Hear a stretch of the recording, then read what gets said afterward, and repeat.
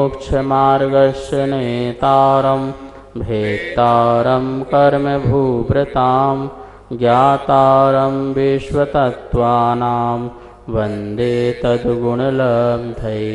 हम सभी लोग छठवां अध्याय पढ़ रहे थे, आश्रव तत्व अधिकार, जिसमें हम देख रहे थे कि आसाता के आश्रव के कारण कौन कौन से हैं। ये छठवां जो अधिकार है सभी लोगों को अनेक बार पढ़ना चाहिए।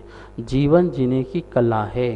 मोक्ष मार्ग में यदि आपको बढ़ना है तो आपको छठवां अध्याय जरूर पढ़ना चाहिए, क्योंकि यदि आपको पता ही नहीं चलेगा कि हमारे कर्मों का कैसे आश्रव हो रहा है तो हम कर्म काटेंगे कैसे। हमें कर्म काटने के उपाय भी पढ़ना है आगे अध्यायों में, पर कर्म कैसे आ रहे हैं इसके बारे में भी हमें ज़रूर पढ़ना चाहिए। कैसे ज्ञानावर्णी का, दर्शनावर्णी का और मोहिनी कर्म, वेदनी आदि अनेक 8 जो कर्म होते हैं उन सब के आश्रव के कारण ज़रूर पढ़ना चाहिए। कोई भी कर्म अपने आप नहीं आता है, ना ही बंध को प्राप्त होता है। जब तक हम स्वयं कर्मों को इनवाइट न करें और उनमें किसी प्रकार का राग द्वेष न रखें तब तक बंध को प्राप्त नहीं हो सकते हैं। अतः कर्म जो हैं वो हमारे बुलाने पर आते हैं। तो हम क्या क्या करते हैं जो कर्म आते हैं, तो हमने कल देखा आसाता वेदनी कर्म में दुख, शोक, ताप, आक्रंदन और बध, ये 5 कारण देखे आसाता के। इसमें एक कारण रह गया है परिदेवन का, वो भी आज हम देख लेते हैं। पहले एक बार सूत्र का अवलोकन कर लेते हैं बोर्ड के माध्यम से, फिर इसको समझते हैं। 6वां अध्याय का सूत्र नंबर 11वां, दुख, शोक, तापा, क्रंधन, वध, परिदेव नान्यात्म परो भयस्था नान्य सद वेद्यस्य, ये सूत्र था। देखिए, दुख, शोक, ताप, आक्रंदन और बध, यहाँ तक अपन ने अर्थ समझ लिया था। अब पढ़ना है परिदेवन। परिदेवन कैसा? स्वयं करना, दूसरे के अंदर परिदेवन प्रकट हो ऐसा करना, या उभय रूप से दोनों में ही इस प्रकार से परिदेवन प्रारंभ हो जाए, इस प्रकार का कार्य करने से भी आसाता का आश्रय होता है। आइए देखते हैं परिदेवन किसे कहते हैं। यहाँ लिखा हुआ है परिदेवन संक्लेश रूप परिणामों के होने पर गुणों का स्मरण और प्रशंसा करते हुए अपने और दूसरे के उपकार की अभिलाषा से करुणाजनक रोना परिदेवन कहलाता है। ठीक है, इस प्रकार से परिदेवन की परिभाषा है। परिदेवन इस प्रकार से रोना धोना कि जिसके कारण हमें भी अपने संक्लेश परिणाम हों और दूसरों के भी संक्लेश परिणाम हों।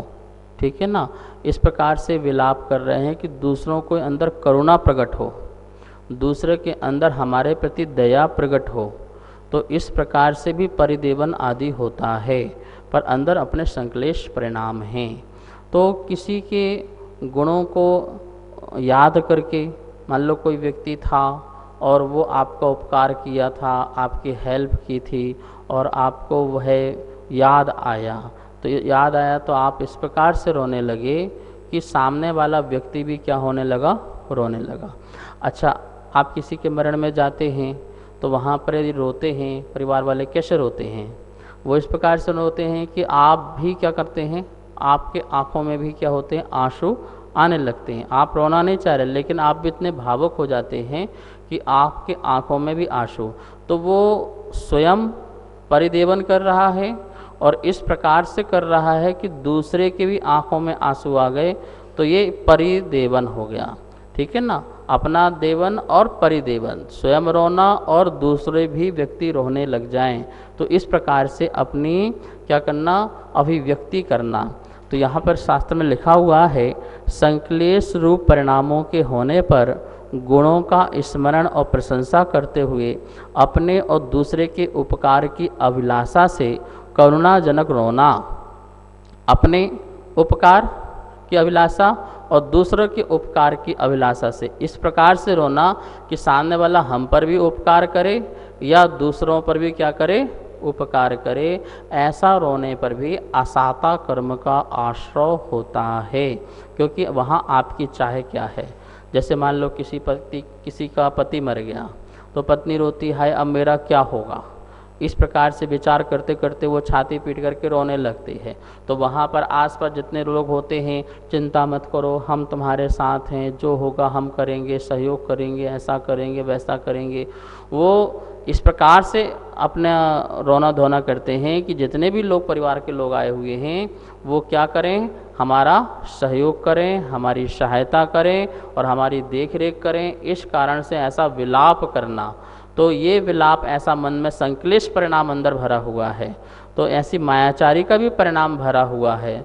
तो इस प्रकार से परिणामों से रोना धोना आदि भी आचार्य भगवान कह रहे हैं ये भी कैसा है, वहाँ पर लोगों को करुणावान बनाने के लिए, लोगों को अपनी तरफ आकर्षण करने के लिए इस प्रकार से भी रोना धोना। बच्चे लोग ऐसा बहुत करते हैं, उन्हें अपना कुछ काम करवाना हो तो तुरंत देखो क्या करने लगते हैं, इस प्रकार से मुंह बनाते हैं, इस प्रकार से रोना प्रारंभ कर देते हैं और माता पिता को करुणा आ जाती है, ठीक है मत रो, लो मोबाइल पकड़ लो, लो टीवी का चैनल पकड़ लो और इस प्रकार से रिमोट पकड़ लो। उन्हें अच्छा सा भोजन बना के दे दिया और फिर कुछ घुमा भी दिया, तो उनके क्या हो गए, सारे के सारे काम पूरे हो गए। उनका रोना कैसा, परिदेवन, क्या रोना था ये, वो अज्ञानता में ऐसा कर रहे हैं, लेकिन असाता कर्म का आश्रय तो उनको भी हो रहा है। ऐसा मत समझना कि उनको असाता कर्म का आश्रय नहीं हो रहा है, उनको भी असाता कर्म का आश्रय हो रहा है। भले वो अज्ञातता में कर रहे हैं, लेकिन आप तो ज्ञात में भी करते हो, आप तो समझदार हो, लेकिन फिर भी आप सब कुछ जानते हुए भी इस प्रकार से क्या करते हो, तो ज्ञात अवस्था में और भी ज़्यादा असाता का आश्रय का होता है। इस प्रकार से परिदेवन आदि कार्य करने से हमारे कर्म का आश्रय होता है, वो असाता रूप से होता है।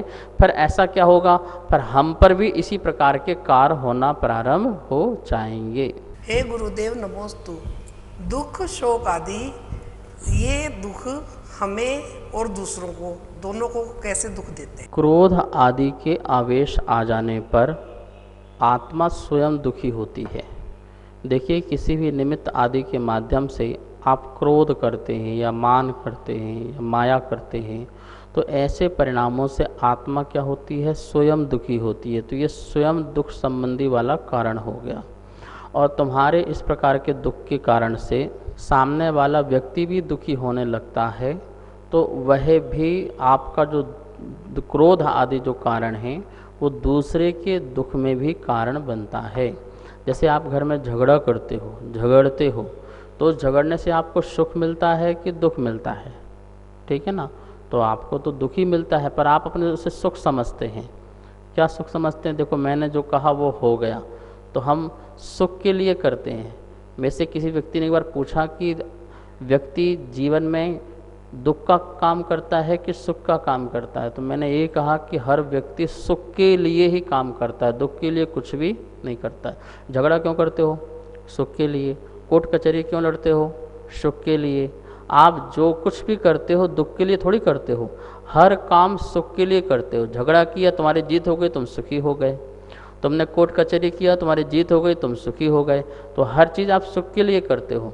वो बात अलग है कि आपको सुख मिलता नहीं है, मिलता आपको दुख ही है, लेकिन आप उसमें सुख मानकर ही कार्य करते हो। तो जो आपने क्रोध आदि किया उससे आपकी आत्मा दुखी हुई है। आप अपने शांत स्वभाव से हट करके क्रोध स्वभाव में गए तो आत्मा सुखी नहीं कहलाएगी, वो दुखी आत्मा ही कहलाएगी। अब ऐसे कार्य करने से जो हमारे परिवार वाले हैं या अन्य लोग हैं वो दुखी हुए या वो भी कोप को प्राप्त हुए, तो वो भी क्या हुए, फिर दुखी हो गए। तो ऐसे कार्य से हम भी दुखी हुए और दूसरा भी दुखी हुआ। और कभी कभी हम ही दुखी हुए, दूसरा नहीं हुआ, कभी कभी दूसरे हुए, हम नहीं हुए, और कभी कभी दोनों ही क्या होते हैं, दुखी होते हैं। कर्जदार को कर्ज देना है और साहूकार को कर्ज लेना है, तो साहूकार भी दुखी है कि ये कर्जदार कर्ज नहीं दे रहा है, और कर्जदार भी दुखी है कि मुझे साहूकार को क्या बोलते कि कर्ज देना है, मैं दे नहीं पा रहा हूँ। कारण एक है और दुखी कौन है, साहूकार भी और कर्जदार भी। तो इस प्रकार से दोनों ही दुखी हो जाते हैं। ऐसे दुखी के काल में सबको असाता का ही आश्रय होता है। इस प्रकार से यह सूत्र अपन ने 11वां नंबर का पढ़ा। और इसमें एक प्रश्न अपने मन में आ सकता है कि दुख, शोक, ताप, आक्रंदन आदि ये सब दुख ही तो हैं, दुख के ही भेद तो हैं, तो हमें फिर दुख बोलना चाहिए था। दुख आशाता का आश्रव कारण है, फिर शोक आदि जो हैं इतने भेद करने की आवश्यकता नहीं थी, उस सूत्र को बड़ा करने की जरूरत भी नहीं थी। इसका समाधान राजवार्तिक में अकलंक देव स्वामी ने स्वयं ही दिया है। उन्होंने कहा है कि नहीं, ऐसी बात नहीं है, ये दुख ठीक है, दुख में सब कुछ समाविष्ट हो जाते हैं। जैसे हाथी के पैर में सभी और जानवर के पैर क्या हो जाते हैं, समा जाते हैं, गर्वित हो जाते हैं। ऐसे ही दुख बोलो तो उसमें शोक भी आ जाता है, ताप भी, आक्रंदन, परिदेवन, वध सब कुछ आ जाता है। लेकिन अलग अलग कारणों के प्रसंग में अलग अलग घटनाएं घटती हैं। उन घटनाओं का चित्रण करने के लिए आचार्य भगवान ने यहाँ पर भेद करके बताए हैं कि शोक की किस कारण, किस समय शोक होता है, किस समय ताप होता है, किस समय परिवेदन होता है। तो हम ऐसा ऐसा करते हैं तो हमें वहाँ भी इस प्रकार से आसाता का आश्रय होता है। आचार्यों ने कहा है जैसे गौ, गौ मतलब गाय, गौ मतलब गाय, तो अब गाय, सभी प्रकार की गायों को गौ बोल दो, तो बोले नहीं, गायों के भी भेद प्रभेद होते हैं। जैसे खंडी गाय, मुंडी गाय, सावेले गाय, श्वेत गाय, काली गाय, जर्सी गाय, देसी गाय, कितनी प्रकार की गायें होती हैं। तो इस प्रकार से अलग अलग गायों के अलग अलग स्वभाव होते हैं, अलग अलग कार्य भी होते हैं। तो इस प्रकार से उनको भेद करके बताने से बात स्पष्ट हो जाती है। इसलिए आचार्य भगवान ने भी यहाँ पर क्या है, थोड़ा सा स्पष्ट करने के लिए कि दुख की क्या क्या क्वालिटीज़ हो सकती हैं, दुख की कैसी कैटेगरीज हो सकती हैं, उन समस्त कैटेगरीज़ों को आचार्य भगवान ने 6 भागों में डिवाइस किया। दुख, शोक, तप, ताप, आक्रंदन, बध और परिदेवन। इसमें समस्त प्रकार के हमारे जितने भी और भी कार्य हैं वो इसमें गर्भित हो जाते हैं। इस प्रकार से अपन ने देखा कि ये सभी कुछ जो हैं दुख के कारण हैं। राजवार्तिक में एक उदाहरण और भी दिया है कि जैसे मिट्टी है, कि मिट्टी को यदि पिंड रूप में देखते हैं, द्रव्य रूप में देखते हैं तो वो जड़ स्वभावी एक दिखती है। लेकिन जब मिट्टी के अलग अलग पर्याय देखते हैं कि ये मिट्टी घड़ा है, ये मिट्टी जो है और भी अन्य प्रकार के बर्तन हैं, तो इस प्रकार से एक मिट्टी है, सब में मिट्टी है, लेकिन बर्तन अलग अलग प्रकार के उसके होते हैं। इसी प्रकार से दुख एक ही है और उसकी वैरायटीज़ बहुत सारी होती हैं। वो सब बताने के लिए सूत्र में शोक, ताप आदि का भी वर्णन किया है। नमोस्तोचश्री, मेरे मन में एक जिज्ञासा उत्पन्न हो रही थी। मुनि महाराज नग्न रहते हैं, केश लौंच करते हैं, पैदल चलते हैं तो कांटे लग जाते हैं, पत्थर गड़ जाते हैं, तो उससे कष्ट होता है, तो क्या इससे भी असाता कर्म का आश्रय होता है क्या? अकलंक देव ने राजवार्तिक में बताया है कि इस प्रकार का जब प्रश्न आया उनके सामने तो उन्होंने भी यही बात कही है कि नहीं, उनके आसाता का आश्रय नहीं होता है। क्यों? क्योंकि उनके अंदर किसी प्रकार का दुख नहीं होता है। नग्न रहने में कोई अंदर दुख नहीं रहता उनको, और भूख, प्यास, क्षुधा आदि का उदय आए तो भी उनको अंदर से दुख नहीं होता है। केशलंच आदि भी अपनी इच्छा अनुसार करते हैं और दुख रूप होकर के नहीं करते हैं। मेरे कर्मों का क्षय हो रहा है, मुझे याचना प्रवृत्ति ना करना पड़े, किसी के सामने हाथ ना फैलाना पड़े, मैं स्वाधीन जीवन जीऊँ, निरालंबन जीवन जीऊँ, अपने आप में रहूँ, मुझे किसी से कुछ कहना न पड़े, मैं मौन जीवन जीऊँ, इस भावना के कारण उन्हें किसी प्रकार का असाता का आश्रय नहीं होता है। वहाँ पर आचार्यों ने कहा है कि जैसे वैद्य किसी को चोट लग जाए, फोड़ा आदि हो जाए तो उसका वो शल्य क्रिया करता है, ऑपरेशन करता है, तो वो उसे दुख पहुँचाने के लिए नहीं करता है, उसके दुख को दूर करने के लिए वो शल्य क्रिया करता है, ऑपरेशन आदि करता है। भले उसको कष्ट हो रहा है, सामने वाले को कष्ट हो रहा है, लेकिन डॉक्टर का या चिकित्सक का दुख देने का किसी प्रकार का वहाँ भाव नहीं है, उसको स्वस्थ करने का भाव होता है, तो उसको किसी प्रकार का पाप का आश्रय उसको नहीं होता है। इसी प्रकार मुनिराज भी अपने शरीर को, अपनी आत्मा को कष्ट देने का भाव नहीं होता है, अपितु अनादि से जो ये कर्म आदि फोड़े हो गए थे, बीमारियां हो गई थी अनादि काल से कर्म की, तो उस कर्म की बीमारी को दूर करने के लिए वो इस प्रकार से नग्न रहना, पैदल चलना और क्षुधा तृषा आदि को सहन करना, केश लुंचन आदि करना, वो बीमारी को दूर कर रहे हैं। इसलिए वहाँ पर पाप का आश्रय नहीं, आसाता का आश्रय नहीं, यद्यपि पुण्य का ही आश्रय वहाँ पर होता है। देखिए यहाँ पर लिखा हुआ है आर्त ध्यान और रौद्र ध्यान रूप परिणाम आसाता वेदनी के कारण हैं। ध्यान रखना, भगवान महावीर स्वामी ने 4 प्रकार के ध्यान बताए हैं, आर्त ध्यान, रौद्र ध्यान, धर्म ध्यान और शुक्ल ध्यान।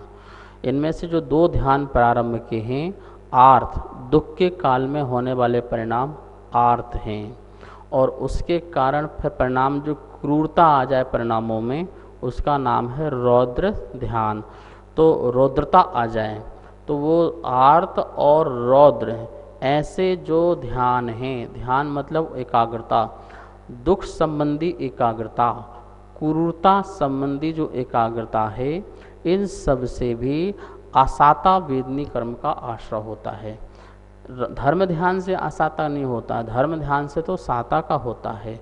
और जो शुक्ल ध्यान है उससे तो समस्त कर्मों का अभाव होता है और मोक्ष की सिद्धि हुआ करती है। अब यहाँ पर देखिए रौद्र ध्यान और आर्त ध्यान किसे कहते हैं, इसकी यहाँ पर परिभाषा लिखी है, समझते हैं। पहले आर्त ध्यान क्या लिखा है, दुख आदि जब स्वयं में किए जाते हैं, ध्यान से पढ़ना, दुख आदि, दुख आदि का मतलब ये बहुत बड़ा, आदि का पेट बहुत बड़ा होता है, इसमें लिखते रहो दुख, शोक, चिंता, बध, परिवेदन, आक्रंदन, रोना धोना, ये जितनी भी बुरी चीज़ें हैं तो उसमें दुख आदि बोल दिया। तो दुख आदि जब स्वयं किए जाते हैं तब अरति रूप परिणाम है, संक्लेश है, आर्त ध्यान है। जब स्वयं किए जाते हैं तो आर्त ध्यान होता है, ध्यान रखना, ठीक है ना। और दुख आदि जब दूसरों को किए जाते हैं, दूसरों को किए जाते हैं तब क्रूर परिणाम होते हैं, रौद्र ध्यान है। कितनी बड़ी बात कही यहाँ पर, अरति रूप परिणाम जब स्वयं के लिए किए जाता है। देखिए यहाँ पर हम दुख आदि किसी कारण को लेकर के करते हैं, शोक आदि करते हैं, तो उस समय हमारे जो संक्लेश परिणाम होते हैं, आचार्य भगवान कह रहे हैं वो आर्त रूप परिणाम कहलाते हैं। ठीक है, ठीक, उसमें अपने ही परिणाम हैं। लेकिन जब हम कुछ दुख शोक ऐसा काम करते हैं कि दूसरों को दुख उत्पन्न हो, दूसरों को शोक पैदा हो जाए, मान लो किसी की वस्तु यहाँ रखी थी और आपने चोरी कर ली, उठा करके ले गए, छुपा दिया, अब वो उस वस्तु को लेकर के वो परेशान है। किसी का यहाँ मोबाइल रखा था और आपने मजाक करने के लिए या कैसे परिणाम करने के लिए, चोरी करने के लिए उसे उठा लिया, छुपा दिया, यहाँ वहाँ रख दिया। अब सामने वाला व्यक्ति जो है सुबह से शाम तक बड़ा परेशान हो रहा है, बहुत बेचैन हो रहा है, शोकाकुल है, ठीक है ना। तो वो शोक में डूबा हुआ है। तो कह रहे हैं कि ऐसा जो परिणाम तुम्हारा हुआ, दूसरों को दुख देने का जो तुम्हारा परिणाम हुआ, वो आर्त ध्यान नहीं है, वो रौद्र ध्यान है, वो क्रूर परिणाम है। तुम्हारे अंदर की जो क्रूरता थी, इतनी ज़्यादा क्रूरता थी कि आपने अपने को दुख तो दिया ही दिया, लेकिन दूसरों को जो दुख देने के आपके अंदर परिणाम रहे, वो महाक्रूरता के परिणाम हैं। आपने उसको हानि नहीं पहुंचाई, आपने उसको मारा नहीं, आपने उसको जान से हानि नहीं की, बदनाम का नहीं किया आपने, लेकिन अभी आपने मात्र उसको शोक देने का, क्या देना, शोक देने का, कि उसको शोक आ जाए, वो उसमें डूबा रहे, टेंशन में रहे, डिप्रेशन में रहे।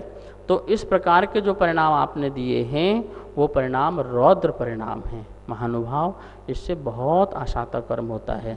हम मजाक मजाक में तो काम कर जाते हैं, पर हमें पता नहीं चलता कि हमने क्या क्या कर लिया है, हमने कैसे कैसे आश्रय कर लिया है।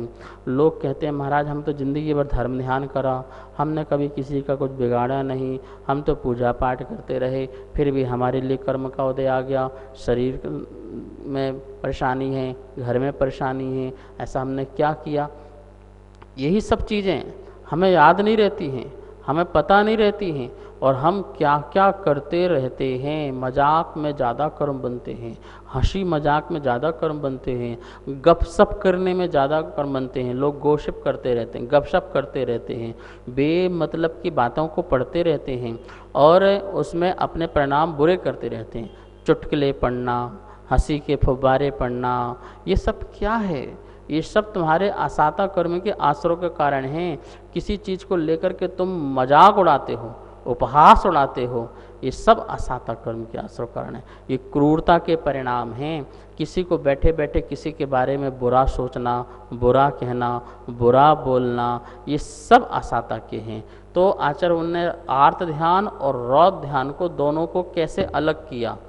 कहा कि स्वयं के लिए यदि दुख संक्लेश परिणाम हो रहा है तो ये आर्त ध्यान है।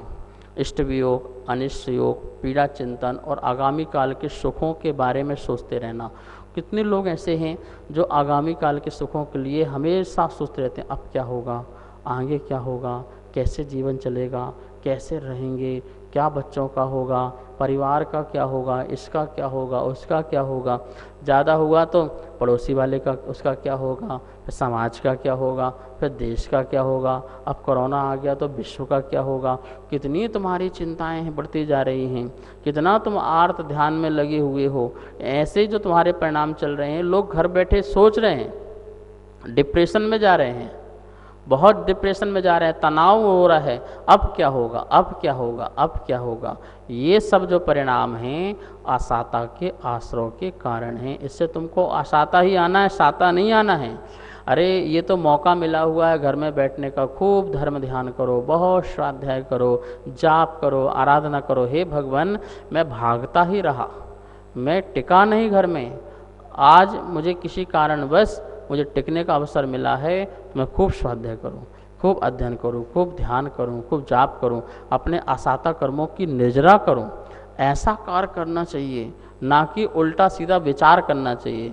और फिर हम कुछ ऐसे कारण उत्पन्न करें जिससे दूसरे लोग परेशान हों। जैसे कि 1 अप्रैल को वो आता है अप्रैल फूल, लोग उस समय झूठ बोलने का समय बना लिया है, बेवकूफ़ बनाते हैं लोग, दूसरों को ऐसा बोलते किसी को हार्ट अटैक आ जाए, किसी को नुकसान हो जाए। भैया ये आप मजाक में करते हो, लेकिन ये सब जो है तुम्हारे पाप का आश्रय का कारण होता है, कर्म बंधन होता है, हमें दुख मिलता है। इस प्रकार से आर्त ध्यान रौद्र ध्यान का अभाव होगा तो हमारा आसाता का कभी भी आश्रय नहीं होगा। और यदि ये आर्त ध्यान रौद्र ध्यान हमारे होते रहे तो सतत ही आसाता का आश्रय होगा। जब ज़्यादा हो जाएगा तो नरक और निगोद की हमें यात्रा करना पड़ेगी, जहाँ पर हर पल हर समय अशुभ अशुभ ही है और जहाँ पर हम दुखी दुखी रहते हैं। तो इस प्रकार से यहाँ पर एक बात जरूर ध्यान रखना, क्रोध आदि के कारण द्वेष पूर्वक होने वाले स्वपर और उभय के दुख आदि परिणाम नियम से पाप आश्रय के कारण होते हैं। और स्वेच्छा से आत्मविशुद्धि के अर्थ, आत्मविशुद्धि का प्रयोजन, हमारा प्रयोजन हो आत्मा के परिणामों की निर्मलता का प्रयोजन हो और उसके माध्यम से हम तप करें, साधना करें, हम अनशन कर रहे हों, उपवास कर रहे हों, काय क्लेश कर रहे हों, रस परित्याग कर रहे हों, कठोर साधना कर रहे हों, पहाड़ों में खड़े होकर के खड़गासन साधना कर रहे हों, तो उस समय जो कुछ भी सामने कष्ट आ रहा है उससे हमें असाता का आश्रय नहीं होगा, क्योंकि वहाँ पर हमारी स्वेच्छा है और उसमें प्रयोजन है आत्मा की विशुद्धि, और जिससे साता का आश्रय होगा। और किसी को दुख आदि देने का वहाँ प्रयोजन होगा तो वहाँ पर असाता का आश्रय होगा। तो इस प्रकार से इन दोनों में डिफरेंस समझ करके हमें कहाँ साता का आश्रय होता है और कहाँ असाता का आश्रय होता है, इससे अच्छे से समझना चाहिए। इस प्रकार से 11वें नंबर के सूत्र में हमने असाता समझा। अब आगे 12वें नंबर का सूत्र आएगा, उसमें साता का आश्रय कैसे होगा, हमें कैसे कार्य करना चाहिए जैसे साता का आश्रय हो, इसके बारे में कल चर्चा चलेगी। आज स्वाध्याय संपन्न करते हैं। आइए अब हम सब लोग जनवाणी स्तुति करते हैं। जा वाणी के ज्ञान से सूझे लोकालोक, सो वाणी मस्तक धरूं सदा देत हो दो। हे जिन वाणी भारती तो हे जपों दिन रेन, जो तेरी शरणा धरे सो पावे सुख चैन। सभी को बहुत बहुत मंगल आशीर्वाद। सभी स्वाध्याय प्रेमी बंधुओं को सादर जय जिनेंद्र। हमारे बीच तत्वार्थ सूत्र जी की द्वितीय अध्याय की पुस्तक छपकर आ चुकी है, जो कि आप सभी लोग मंगवा सकते हैं। नीचे दिए गए नंबरों पर संपर्क करें और पुस्तक मंगवा लें। और तीसरे अध्याय की पुस्तक छपने के लिए जा चुकी है, आप सभी लोग उसमें भी सहयोग करें। धन्यवाद। जय जिनेंद्र।